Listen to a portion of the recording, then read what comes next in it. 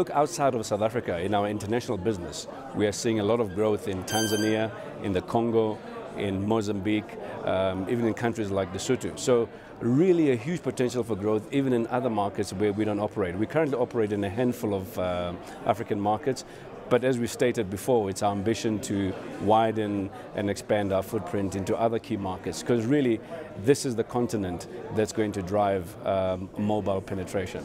Because this all then factors into kind of strategy. Would Vodacom be a more greenfields operations kind of thing, or will you be looking at acquisitions? Both.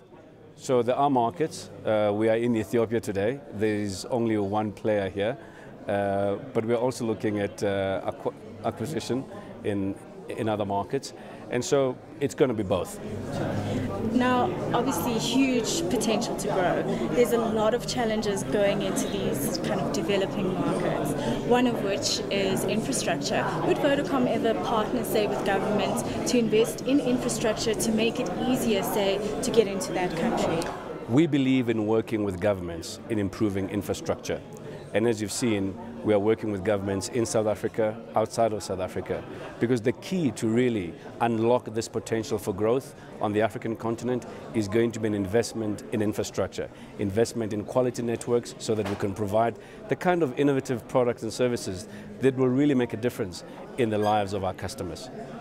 Regulation is another big challenge for operators coming into the continent. What's been your experience so far? In markets where governments have partnered with operators and where operators have really also helped governments to open up the markets, we firmly believe that it is important for governments to create the right investment climate. So where governments have taken the lead in creating the right investment climate, you've seen that investment comes in and investment flows. And I'm really hoping that even today here in the summit, we can help the Ethiopian government to create the right investment climate so that all these investors that are here can come flowing in and invest in infrastructure. Whenever you think of mobile operators, whether it be data or voice, people love this catchphrase of price wars.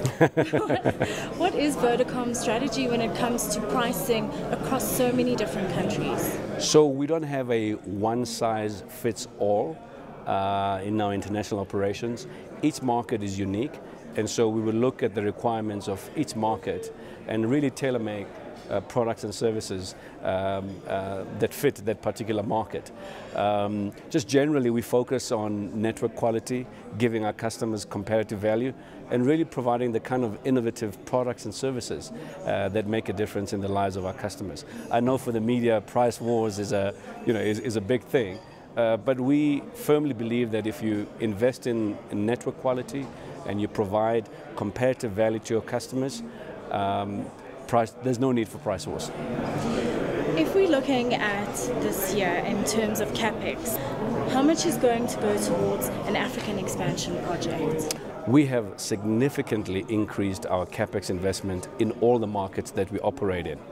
And really, when you look at the growth in markets like Tanzania, the DRC Congo, and Mozambique, we have to invest for us to grow. So we're investing in new technologies. We will launch 3G in the DRC Congo. We're looking at launching new technologies in our other markets. So we've really significantly increased the investment into those markets. Voice is still the killer app at the moment, but the future is data.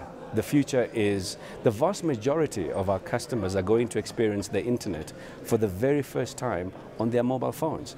And so we've got to be there in investing in the right networks, in providing the right devices, in providing the right products and services. And so there is this data revolution that's taking place on the African continent, and I'm very excited about it. And I think that in some cases we're going to leapfrog technology, and we have to help our customers in really making use of these amazing products and services that we're going to provide. But it's all about creating the right investment climate. I think it's important that governments create the right investment climate for us to invest in infrastructure. Everybody talks about the potential for growth on the African continent. It all depends on regulation, it all depends on us partnering with government, and it all depends on us investing in infrastructure.